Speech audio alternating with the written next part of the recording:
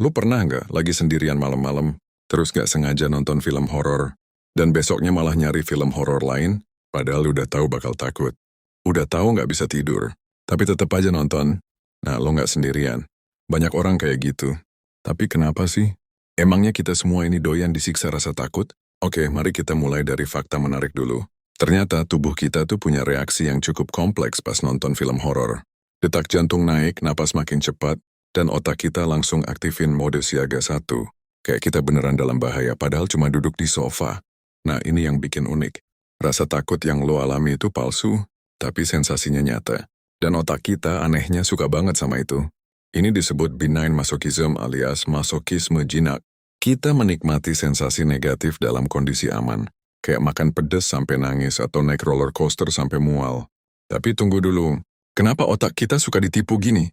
Jawabannya ada di sistem limbik, khususnya bagian yang namanya amigdala. Amigdala ini ngatur respon emosional, termasuk rasa takut. Pas lo nonton film horor, amigdala nyala, kirim sinyal ke tubuh buat bersiap, fight or flight.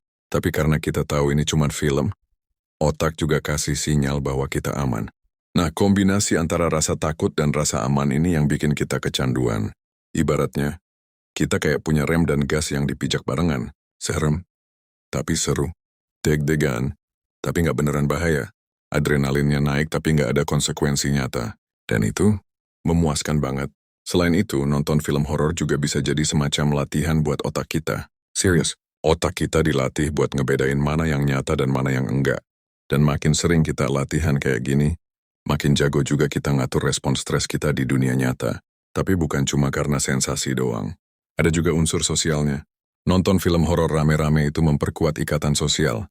Lo jadi ngerasa lebih dekat karena sama-sama takut dan teriak bareng. Ini disebut social bonding through shared fear. Dan buat sebagian orang, film horor itu cara buat ngelampiasin emosi. Ada yang ngerasa lega setelah teriak-teriak, kayak ada beban yang lepas. Bahkan, penelitian nunjukin bahwa setelah nonton film horor, beberapa orang ngerasa lebih bahagia dan rileks. Oke, sekarang kita masuk ke sisi psikologis yang lebih dalam. Ada teori yang bilang kalau film horor itu semacam simulasi. Kita belajar menghadapi ketakutan dalam lingkungan yang aman. Jadi pas kejadian beneran, kita nggak kaget-kaget amat. Dan satu lagi, manusia itu makhluk yang penasaran. Kita pengen tahu apa yang bakal terjadi selanjutnya. Walaupun takut, rasa penasaran itu lebih besar.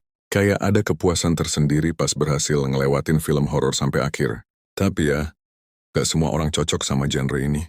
Ada yang malah bikin trauma atau stres berlebih. Jadi penting banget buat kenali diri sendiri. Kalau nonton horor bikin lo mimpi buruk seminggu, ya mending skip aja. Tapi kalau lo termasuk yang enjoy, ya gak apa-apa juga. Nikmatin aja sensasi ngeri-ngeri sedapnya. Dan jangan lupa itu semua cuma fiksi. Lo bisa belajar banyak dari genre ini, dari sisi psikologis, budaya, sampai teknik storytelling yang luar biasa kreatif. Horor itu bukan cuma soal serem-sereman, tapi juga tentang gimana manusia memproses ketakutan dan emosi. Jadi pertanyaan tadi, kenapa kita suka nonton film horor meskipun takut? Karena manusia itu kompleks. Kita takut, tapi kita juga penasaran. Kita pengen merasakan sesuatu yang beda dari keseharian. Dan kadang, rasa takut itu justru bikin kita ngerasa hidup. Kalau lo suka video dengan bahasan psikologi kayak gini, yang ngebongkar sisi tersembunyi dari perilaku manusia, jangan lupa buat like dan subscribe ya. Karena masih banyak banget hal menarik yang bakal kita bahas di channel ini, mulai dari kenapa kita suka overthinking, kenapa manusia bisa gampang baper, sampai kenapa kita susah banget move on. Jangan sampai ketinggalan konten yang bisa bikin lo bilang, wah ternyata gua banget ya. Sampai ketemu di video selanjutnya.